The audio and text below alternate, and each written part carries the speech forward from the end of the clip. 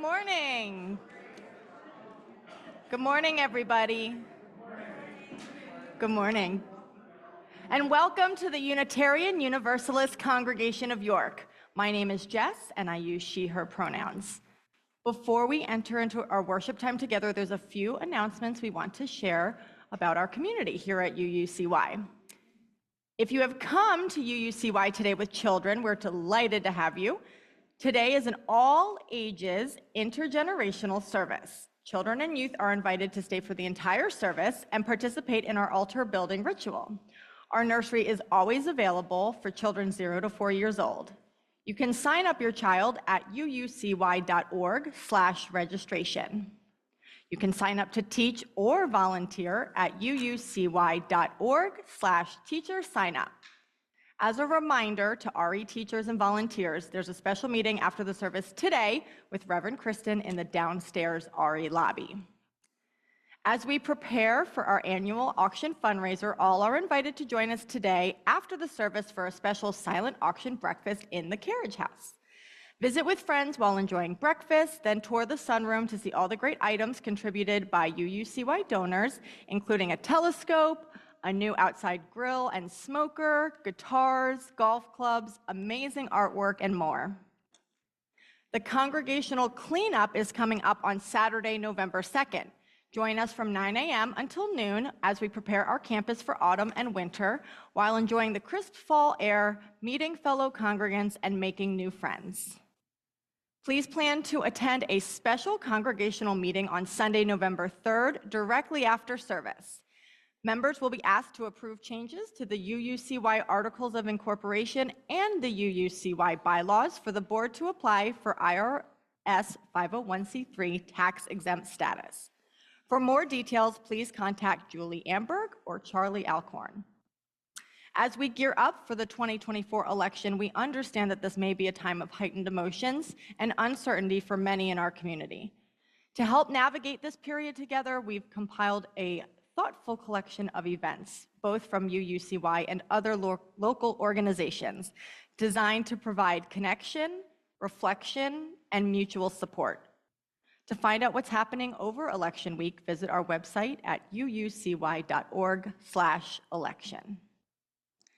Finally, please mark your calendars for our first UUCY-hosted York Black History Walk, scheduled for November 16th at 11 a.m., beginning at Yorktown Plaza in York City. This walk will be led by local Black historian Samantha Dorm. Please reach out to Sean Fink if you are interested in attending. We need a minimum of 10 attendees for this event to be worthwhile for the historian. Now that we've addressed business, let's begin to turn our attention to worship. Again, my name is Jess. My pronouns are she, her, and I'll be helping to lead our service this morning.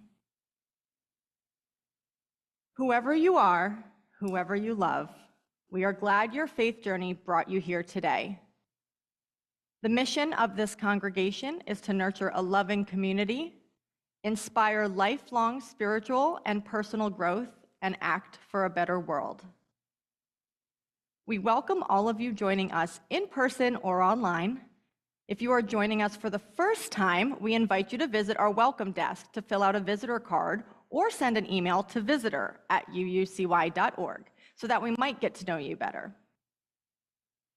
We invite you to bring your whole self into this sanctuary space with us. If you are here in the sanctuary with us, please remember to set your devices to worship mode, which is silent or vibrate.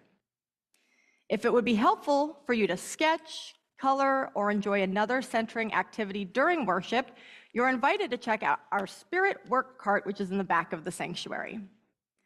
Let us now mark this time made sacred by our presence by taking a collective breath.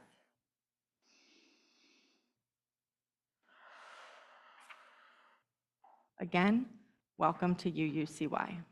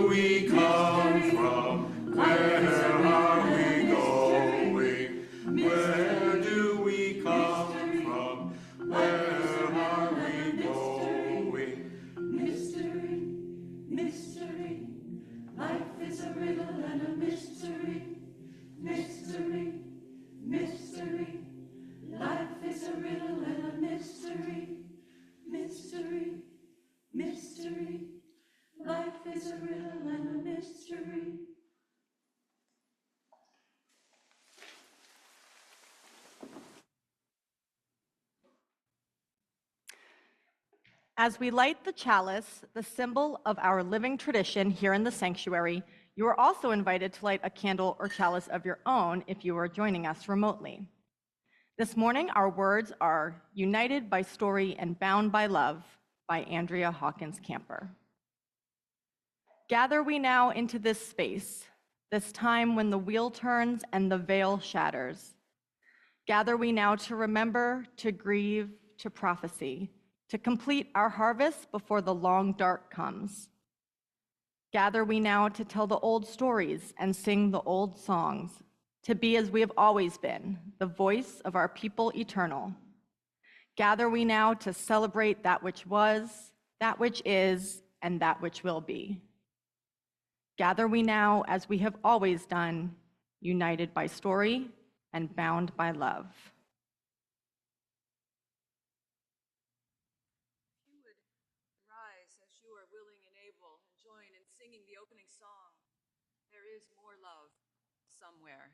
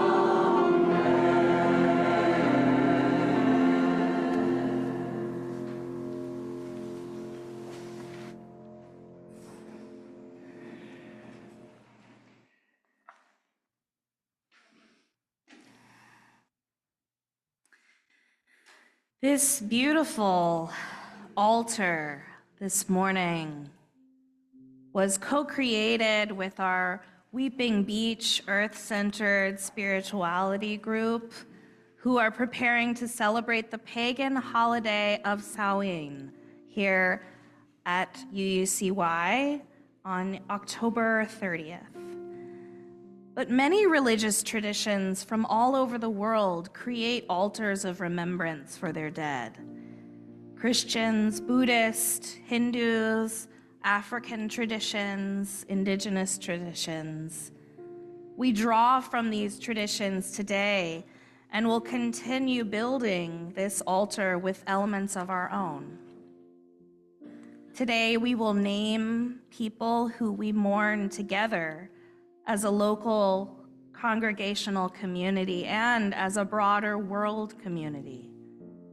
But there are many more people that we have lost individually and personally.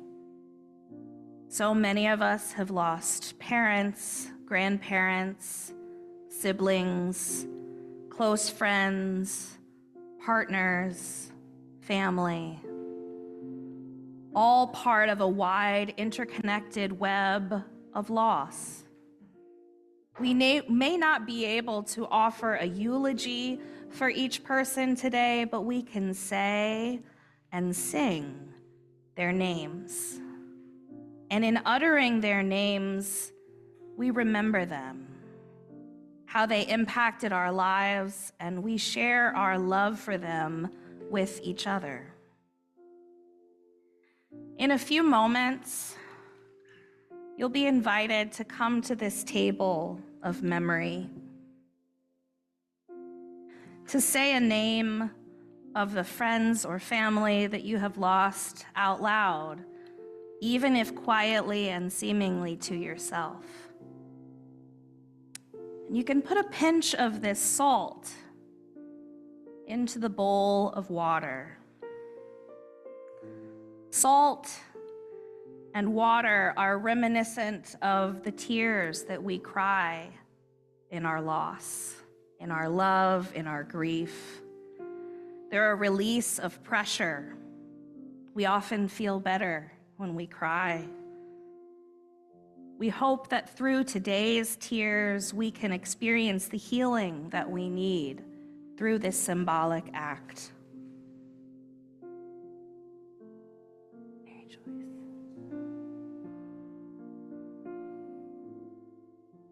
Once we release the salt and it dissolves into the water, we can't really see it anymore, but it's still with us in some ways and gone in others. Just like we carry our loved ones in our hearts, even though we don't see them physically present in our lives anymore. You may have brought photos or memorabilia in honor of your loved one.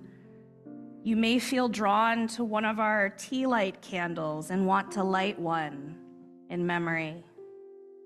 You may have received an autumn leaf or a seed paper heart as you entered this morning.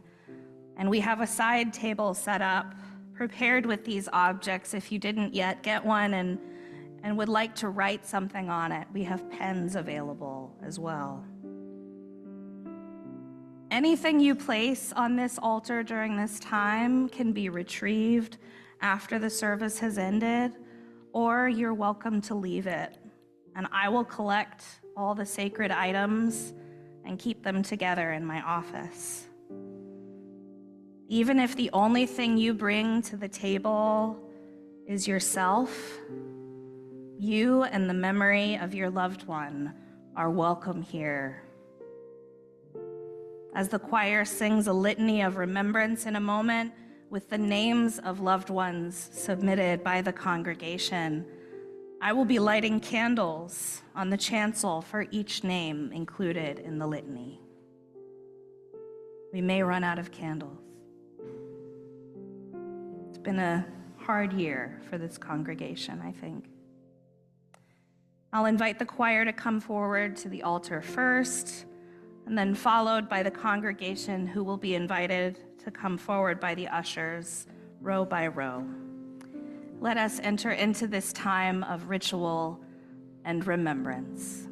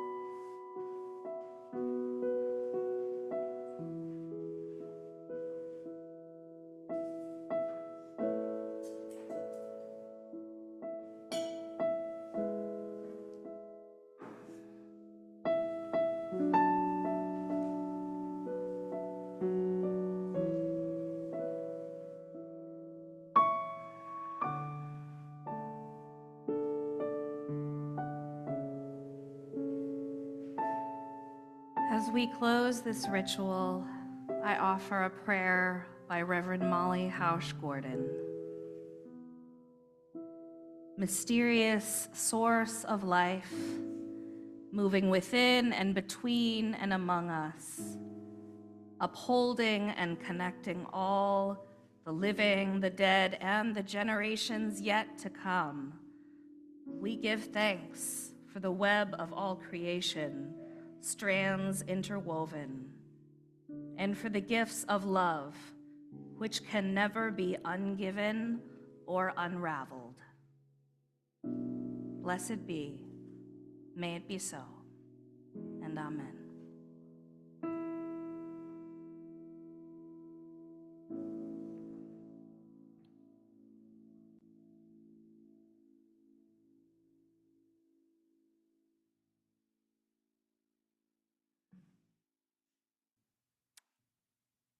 Today's reading is entitled This Sacred Thread by Heather Daniels.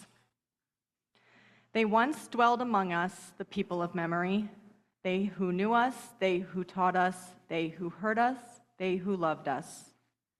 They touch our lives time and again through their presence and their absence, through familiar scents and favorite songs, through old stories and renewed sorrow. As the earth turns and leaves fall, we reach back to renew the bonds between us. With hearts and hands open, we hold on to love ever stronger than death. We reach back in gratitude and understanding. Without our time together, the pain and the joy, we would never be who we are today. We would have little to pass on ourselves. Without fear, with thanksgiving, and with hope for all that awaits, we remember those who have gone before. We honor the circle of life and death and our place within this sacred thread.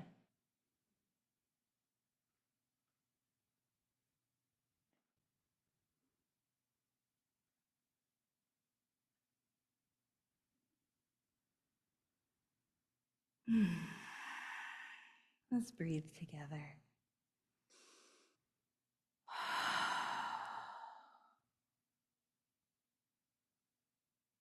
I have to start by thanking each of you for participating in this sacred annual ritual of building an altar of remembrance for your loved ones, for our loved ones. It is a brave and honorable thing to face death and turn toward life. I am witnessing what love has built in front of us here today. The memories that are held here in these sacred items, the stories that breathe through this room and beyond.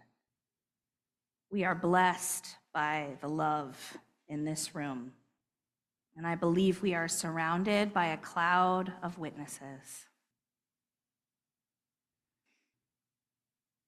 Reverend Lori Walke, a progressive UCC minister, writes about the language that we use around death. Let's take the word died as an example. The word is jarring. So jarring, we hardly use that word, substituting euphemisms that are a bit more vague. But people who die are not lost. They are not misplaced. We did not just lose sight of them, nor did they wander off. They died.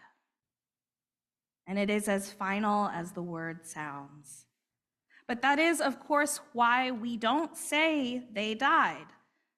When people die, they do not just disappear and we continue on. There is no such thing as out of sight, out of mind. There's no switch to flip to turn off our feelings. That person may not be lost, but we are at a loss for words, for normalcy, for what was and what could have been.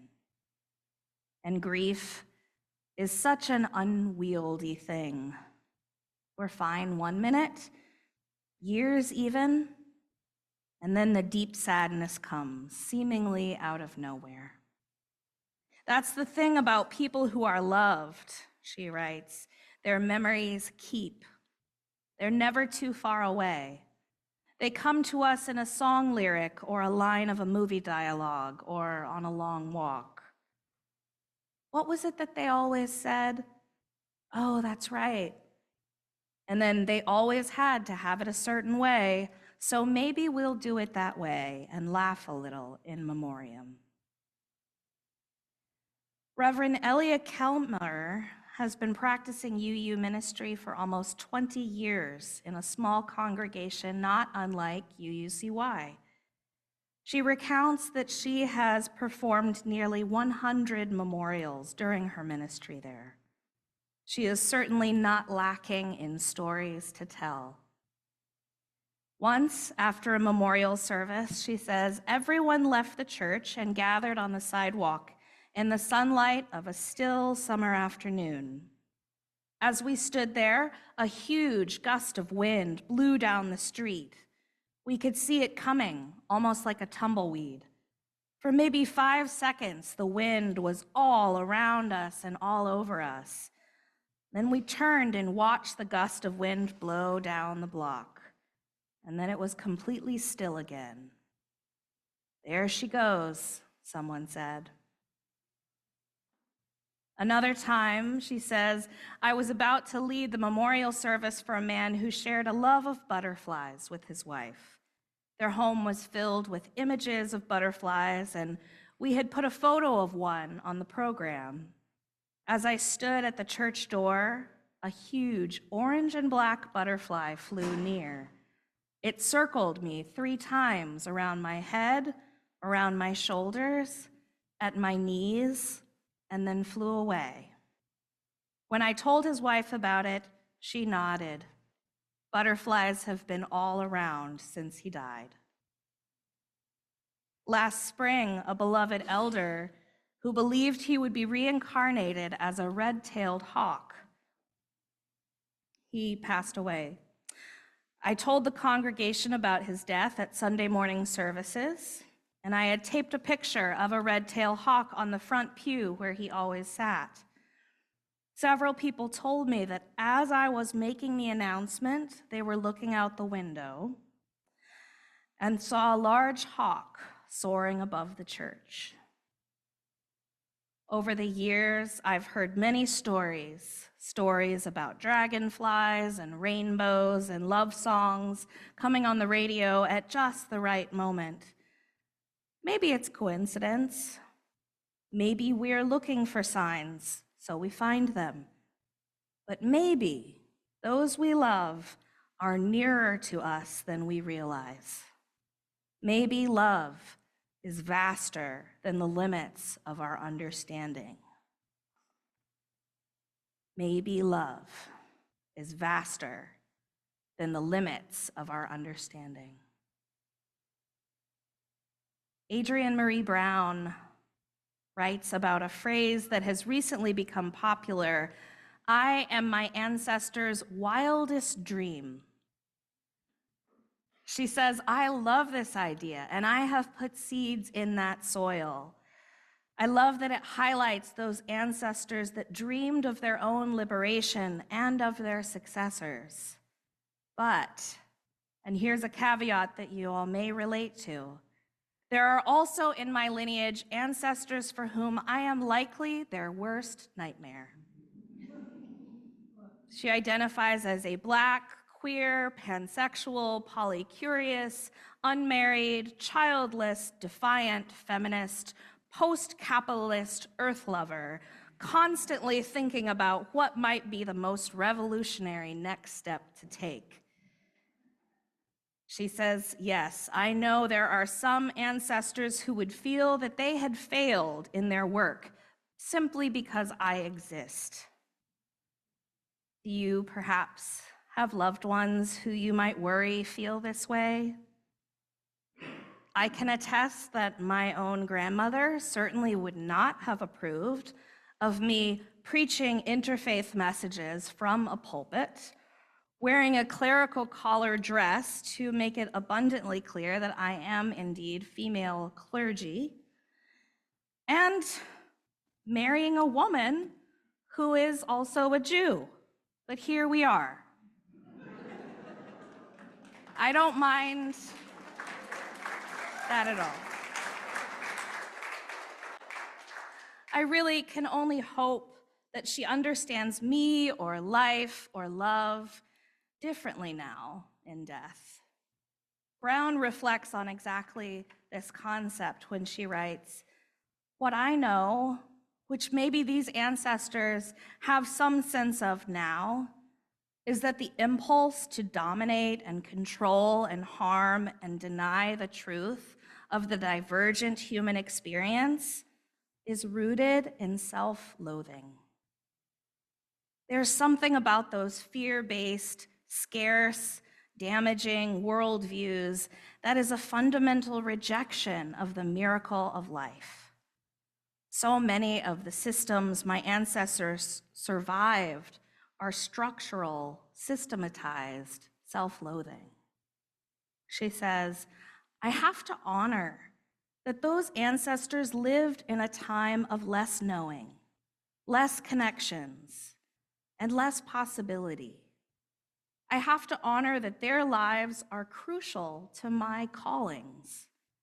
I pass my current experiences of freedom and delight back to the ancestors who did not have access to rest or agency over their time. I pass my current experiences of self-love and radical acceptance back to my ancestors who thought they could only belong through some version of destruction of themselves or others.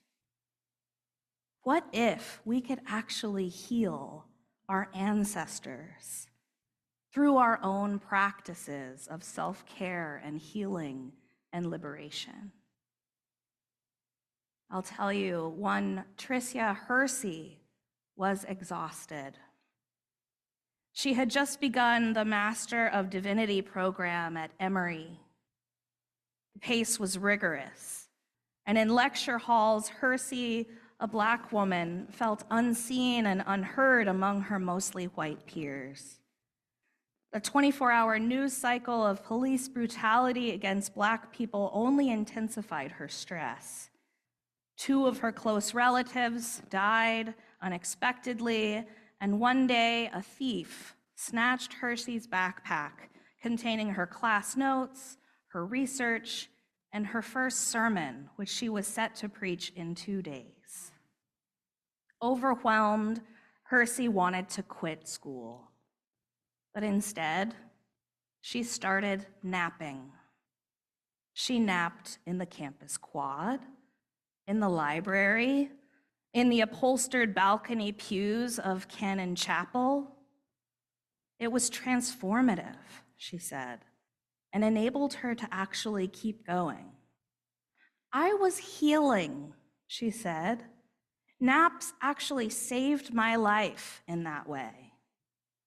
She talks about naps the way some might talk about a spiritual practice or experience, because for her, that's what they were.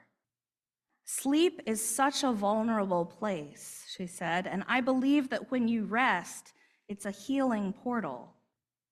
You have space to talk and vent, to hope and dream.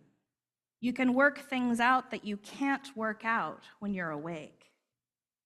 This epiphany inspired her to research the idea of rest, both as a healing mechanism for cultural trauma and as a form of resistance against oppression. We've learned in the last decade or 2 that traumas of our ancestors are passed down to us through our epigenetic DNA. Hersey dug into Emory's library of African American history archives, researching the lives and legacies of enslaved Africans who labored on Southern land, including her own ancestors. She studied this history through the lens of Black liberation theology. And Hersey says, It was this whole examination of labor in the South and how bodies are commodified and how capitalism and white supremacy help that. She talked to African Americans who lived through the Jim Crow era and about how their decades-old trauma manifested physically. After exploring scientific research on how the brain uses sleep to process trauma, she became transfixed on the idea of rest as a form of resistance and reparations. Sleep deprivation, she identified as an issue of racial and social justice. Rest was not personal, it was political. In 2016, Tricia Hersey founded the NAP Ministry. Initially, as a kind of performance art experiment, she hosted its first collective napping event, which included 40 people attending. Since 2016, Hersey has led many similar events in Atlanta, her hometown of Chicago, and now she maintains a strong online presence on social media, in addition to publishing a book entitled Rest is Resistance, a Manifesto. Those attending the in-person group naps were provided with yoga mats, pillows, blankets, and soft music. Hersey displays what she calls a sleep altar, adorned with candles, an open anthology of first-person testimonies from enslaved people, and bits of cotton from Southern farms. She says, I always like to ground the room in the space of our people before us who were not able to rest. Because they were human machines and could not rest, I will do that now and give it to them in this dimension. She writes in a poem, someone must rest for you. I will rest for you. We will be resurrected together in my dreams. Hersey not only keeps the memory of her ancestors alive through this sacred nap ministry, but she also curates healing for both the living and their ancestors. I wonder if this is a way that we could begin to know immortality. My colleague, Reverend Leslie Takahashi, has written a beautiful reading entitled Immortality I'd like to share with you. And when prompted, I invite you, if you're comfortable, to respond by speaking these words with me. Through this, we know immortality. In the daily weave of our lives, those who have died are still strong, guiding threads. Theirs is the golden glimmer, or perhaps the brilliant red, or the melancholy blue. Still, they are part of the whole cloth of our lives. They are the ancestors, the goers before. Through this, we know immortality. In the hour-to-hour rush of our daily lives and tasks, they travel with us through something they taught us, which is now ours to do, through something they loved, which is now ours to carry out, through something we shared, which is now ours alone and yet not. Through this, we know immortality. In the minute-to-minute grasp of where we are, we remember the joys of our departed, joys our departed gave us, which opened us up to hope, the sorrows we knew together, which taught us strength, the life shared, which is now ours to steward. Through this, we know immortality. In the second-to-second pulse of life, we sense the spirit of those we have loved and lost. This presence is too shy for naming, too amorphous for full knowing, and yet as real as the days we shared. Through this, we know immortality. They are more than remembered, they are memory itself. For what we love lives on in the way our beloved dead accompany us through life. Their words and wisdom our guide, their humor our relief, their restless concern for the world our charge. Through this, we know immortality.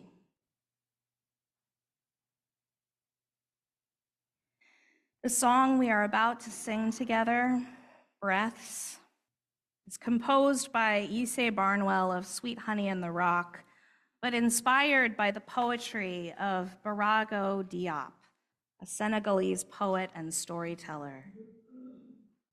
His words are very similar, but a little bit different. Listen more often to things rather than to beings. Hear the fire's voice. Hear the voice of the water. In the wind, hear the sobbing of the trees. It is our forefathers breathing. The dead are not gone forever. They are in the paling shadows. They are in the darkening shadows. The dead are not beneath the ground. They are in the rustling tree. They are in the murmuring wood, in the flowing water, in the still water, in the lonely place, in the crowd. The dead are not dead. They are not gone forever. They are in the woman's breast, the crying child, the glowing ember. The dead are not beneath the earth. They are in the flickering fire, the weeping plant, the groaning rock, the wooded place, the home. Listen more often to things rather than beings. May we hear our ancestors' breath all around us. May we witness their presence among us, even and perhaps especially if our relationship with them has changed in death. May we keep their memories alive in a way that is healing and life-giving. Blessed be, may it be so, and amen. Please rise now in body or in spirit to sing together hymn 1001, Breaths. And feel free to move your body to the music. We are alive, blessed be.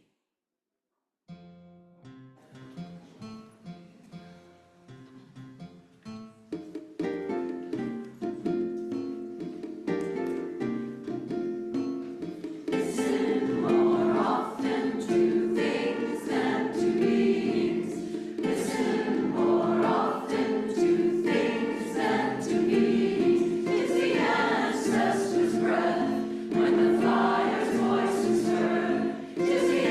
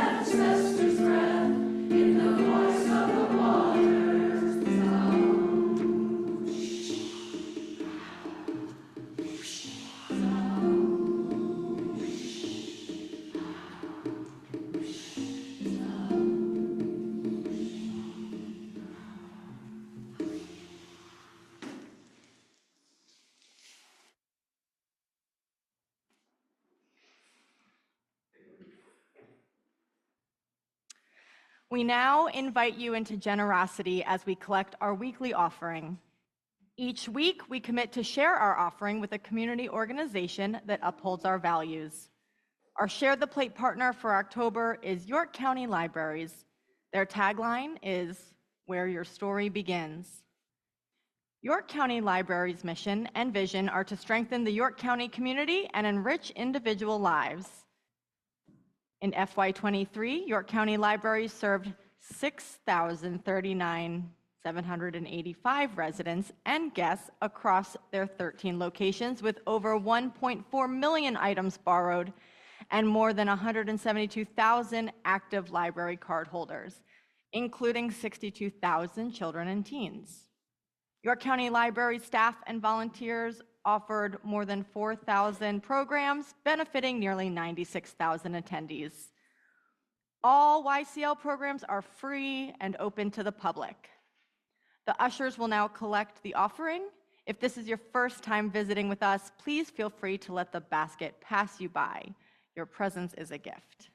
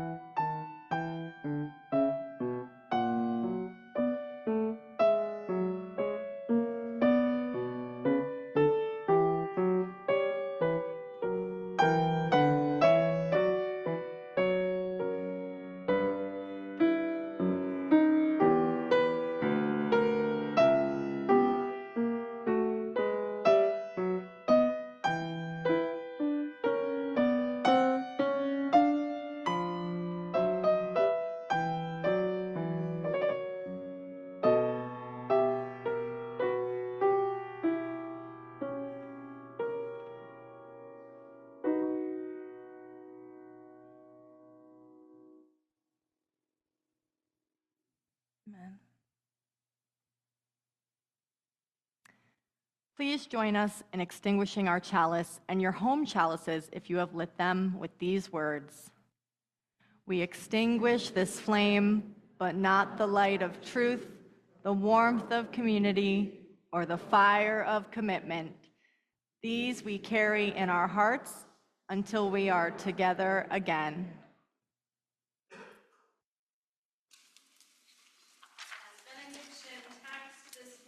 Offer words of the late Reverend Lee Hubert, a UU minister, who wrote, "Lighting a candle is somewhat like the beginning of life. If that is true, then perhaps extinguishing a candle is like the ending of life. But death may not be the end of us.